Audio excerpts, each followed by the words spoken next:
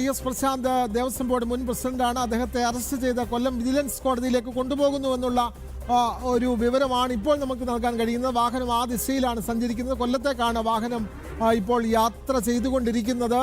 കൂടുതൽ വിവരങ്ങളുമായി രാജീവ് തിരുവനന്തപുരത്ത് നിന്ന് ചേർന്നു. രാജീവ്, നിർണായകമായ നീക്കമാണ് SIT നടത്തിയിട്ടുള്ളത്. ഒരു ഘട്ടത്തിൽ അന്വേഷണം അതിന്റെ അവസാന ഘട്ടത്തിലേക്ക് നീങ്ങുന്നു എന്നുള്ള ഒരു തോന്നലൊക്കെ വരുത്തിയിരുന്നു. ഇനിയും മറ്റു പ്രതികളില്ല, നിലവിലുള്ള പ്രതികൾ മാത്രം ഉൾപ്പെടുത്തിക്കൊണ്ടുള്ള ഒരു അന്വേഷണം എന്നുള്ള നിലയിലാണ് മുന്നോട്ട് പോയത്. പക്ഷേ വളരെ പെട്ടെന്നാണ് അന്വേഷണ സംഘം SIT ഒരു നിർണായക നീക്കം നടത്തി ദേവസ്വം ബോർഡിന്റെ മുൻ പ്രസിഡന്റിനെ കൂടി ഇപ്പോൾ അറസ്റ്റ് ചെയ്ത് കൊണ്ടുപോകുന്നത്.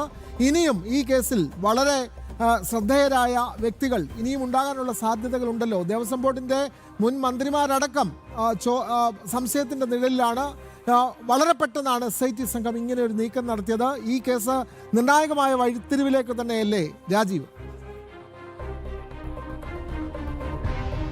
നിർണായകമായൊരു നീക്കം തന്നെയാണ് SIT നടത്തിയിരിക്കുന്നത് എന്ന കാര്യത്തിൽ സംശയമില്ല. നേരത്തെ തന്നെ തിരുവിതാംകൂർ ദേവസ്വം ബോർഡിന്റെ മുൻ പ്രസിഡന്റ് PS പ്രസാദിനെ അറസ്റ്റ് ചെയ്യും എന്ന വാർത്ത ജനൻ TV പുറത്തുവിട്ടിരുന്നു. PS പ്രസാദിനെ മാത്രമല്ല, അന്നത്തെ ദേവസ്വം ബോർഡ് അംഗങ്ങളെയും അറസ്റ്റ് ചെയ്യാനുള്ള നീക്കമാണ് നിലവിൽ SIT തുടങ്ങിയിരിക്കുന്നത്. ഇതിന്റെ ഭാഗമായാണ് മുൻ ദേവസ്വം ബോർഡ് പ്രസിഡന്റ് PS പ്രസാദിനെ അറസ്റ്റ് ചെയ്തിരിക്കുന്നത്. 2025 സ്വർണ്ണ കവർച്ചയിൽ വളരെ നിർണായകമായ പങ്ക് PS പ്രശാന്തിന് ഉണ്ട് എന്ന് തന്നെയാണ് SIT കണ്ടെത്തിയിരിക്കുന്നത്. മാത്രമല്ല, ഉണ്ണികൃഷ്ണൻ പോറ്റിയുടെ കൈവശം വീണ്ടും ഈ സ്വർണ്ണപ്പാളികൾ കൊടുത്തുവിടുന്നത് 2019 ഈ കവർച്ച മറയ്ക്കുന്നതിന് വേണ്ടിയാണ് എന്നും SIT കണ്ടെത്തിയിരുന്നു. ഇതിന്റെ അടിസ്ഥാനത്തിൽ SIT റിപ്പോർട്ട് കോടതിയിൽ സമർപ്പിക്കുകയും ചെയ്തിരുന്നു. ഹൈക്കോടതിയിലാണ് SIT റിപ്പോർട്ട് സമർപ്പിച്ചത്.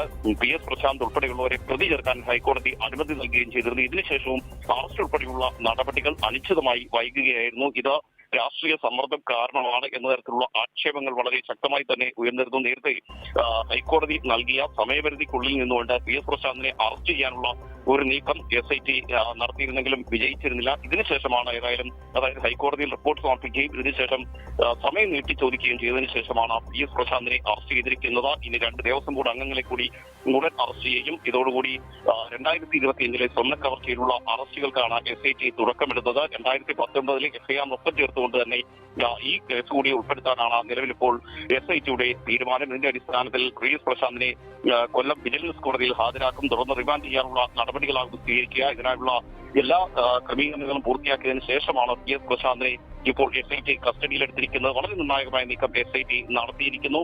2025 സ്വർണ്ണ കവർച്ച 2023 മുതൽ ഇതിനുള്ള ഗൂഢാലോചന തുടങ്ങി എന്നാണ് SIT കണ്ടെത്തിയിരുന്നത്. 2024 PS പ്രശാന്ത് അധ്യക്ഷനായ ഭരണസമിതി നിലവിൽ വരുന്നത്. ഇതിനുശേഷവും ഇത്തരത്തിലുള്ള ഒരു ഗൂഢാലോചന നടക്കുന്നു. 2019 ഈ സ്വർണം പൂശിയത് സ്വർണം തെളിഞ്ഞു വരുന്നു. അതായത് ഈ സ്വർണം ഇല്ല എന്ന തരത്തിലുള്ള കണ്ടെത്തലുകളിലേക്ക് എത്തിയതിനു ശേഷവും ഉണ്ണികൃഷ്ണൻ പോറ്റിയുടെ കൈവശം സ്മാർട്ട് ക്രിയേഷൻസിലേക്ക് എങ്ങനെയാണ് ഈ പാളികൾ കൊടുത്തുവിടാൻ ഇടയായ സാഹചര്യം ഉണ്ടായത് എന്നതുമായി ബന്ധപ്പെട്ടാണ് പ്രശാന്തിന് കുരുക്കായത്. മാത്രമല്ല, ശബരിമല സ്പെഷ്യൽ കമ്മീഷണറെ പോലും അറിയിക്കാതെയായിരുന്നു ഇത്തരമൊരു നീക്കം PS പ്രസാദ് ഉൾപ്പെടെയുള്ള ഭരണസമിതി നടത്തിയത്. അതും വലിയ വിവാദങ്ങൾക്ക് വഴിവെച്ചിരുന്നു. ഹൈക്കോടതി ഇക്കാര്യത്തിൽ വിശദീകരണം തേടിയപ്പോൾ ഒടുവിൽ മാപ്പ് പറഞ്ഞാണ് PS പ്രസാദ് ഉൾപ്പെടെയുള്ള ഭരണസമിതി രക്ഷപ്പെട്ടത്. ഏതായാലും നിലവിൽ കണ്ടെത്തിയിരിക്കുന്ന തെളിവുകൾ പ്രകാരമാണെങ്കിൽ ഏറ്റവും പ്രധാനപ്പെട്ട SIT കണ്ടെത്തിയിരിക്കുന്ന തെളിവ് ഇപ്പോൾ വീണ്ടും ജനൻ TV പുറത്തുവിടുന്ന ഏറ്റവും പ്രധാനപ്പെട്ട ഒരു തെളിവെന്ന് പറയുന്നത് സ്വർണം നഷ്ടപ്പെട്ടിരിക്കുന്നു. അതായത് 2025 സ്മാർട്ട് ക്രിയേഷൻസിലേക്ക് എത്തിച്ച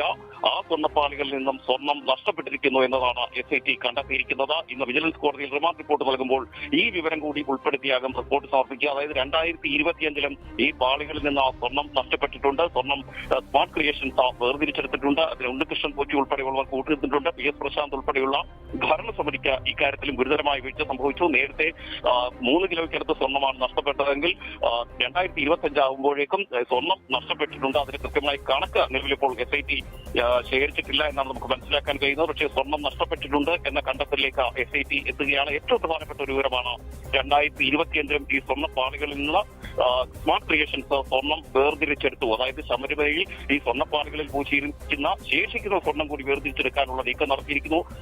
നേരത്തെ വലിയ അവകാശവാദമായി PS പ്രശാന്ത് പറഞ്ഞിരുന്നത് പിന്നീട് ഈ പാളികൾ കൊടുത്തുവിടുമ്പോൾ അതിൽ നിന്ന് സ്വർണം നഷ്ടപ്പെട്ടിട്ടില്ല എന്നാണെങ്കിൽ SIT ഇപ്പോൾ എത്തിയിരിക്കുന്ന നിഗമനം എന്ന് പറയുന്നത് സ്വർണം ഈ പാളികളിൽ നിന്ന് സ്മാർട്ട് ക്രിയേഷൻസ് വേർതിരിച്ചെടുത്തിട്ടുണ്ട്. ശബരിമല ശബരിമലയിൽ വീണ്ടും സ്വർണ്ണ കവർച്ച തന്നെ നടന്നിരിക്കുന്നു എന്ന നിഗമനത്തിലേക്കും കണ്ടെത്തലിലേക്കും അന്വേഷണ സംഘം എത്തിയിരിക്കുന്നു. അതിന്റെ ഭാഗമായി തന്നെയാണ് SIT ഈ അറസ്റ്റ് ഉൾപ്പെടെയുള്ള നടപടികൾ സ്വീകരിച്ചിരിക്കുന്നത്. വലിയ വീഴ്ച PS പ്രശാന്ത് ഉൾപ്പെടെയുള്ള ഭരണസമിതിക്ക് സംഭവിച്ചിരിക്കുന്നു. 2019 3 കിലോക്കടുത്ത് സ്വർണ്ണം കവർന്നെങ്കിൽ 2025 സ്വർണ്ണം കവർന്നിരിക്കുന്നു ഉണ്ണികൃഷ്ണൻ പോറ്റിയും സംഘവും. അത് തടയാൻ ദേവസ്വം ബോർഡിന് കഴിഞ്ഞില്ല എന്ന കണ്ടെത്തലിലേക്കാണ് SIT എത്തിയിരിക്കുന്നത്. അതിന്റെ ഭാഗമായി തന്നെയാണ് ഇപ്പോൾ അറസ്റ്റ് ഉൾപ്പെടെയുള്ള നടപടികളിലേക്ക് SIT കടന്നിരിക്കുന്നതും വിജിലൻസ് കോടതിയിലേക്ക് അദ്ദേഹത്തെ കൊണ്ടുപോകുന്നത്. ഏതായാലും കൂടുതൽ ചോദ്യം ചെയ്യലുകൾ ഉണ്ടാകാനുള്ള സാധ്യതയുണ്ട്, കൂടുതൽ അറസ്റ്റുകൾ ഉണ്ടാകാനുള്ള സാധ്യതയുണ്ട്. മുൻ ദേവസ്വം മന്ത്രി കടകംപള്ളി സുരേന്ദ്രന്റെ നിർദ്ദേശപ്രകാരം അദ്ദേഹം കൂടി ഇടപെട്ടിട്ടാണ് ഉണ്ണികൃഷ്ണൻ പോറ്റി ശബരിമലയിൽ ഇത്രയും വലിയൊരു സ്വാധീനം ഉറപ്പിച്ചതെന്ന് നേരത്തെ കണ്ടെത്തിയിരുന്നു. അത്തരത്തിലുള്ള അന്വേഷണങ്ങളിലേക്ക് പോകാനുള്ള സാധ്യത നിലനിൽക്കുന്നുണ്ട്. അതുമായി ബന്ധപ്പെട്ട അന്വേഷണത്തിലേക്ക് ഇനി SIT കടക്കുമോ എന്ന് കണ്ടറിയേണ്ടിയിരിക്കുന്നു. അതിനുള്ള തെളിവുകളൊക്കെ SIT കൈവശമുണ്ട് എങ്കിൽ പോലും അതിലേക്ക് ഇനി കടക്കുമോ എന്നാണ് ഇനി അറിയേണ്ടത്. വിനോദ്.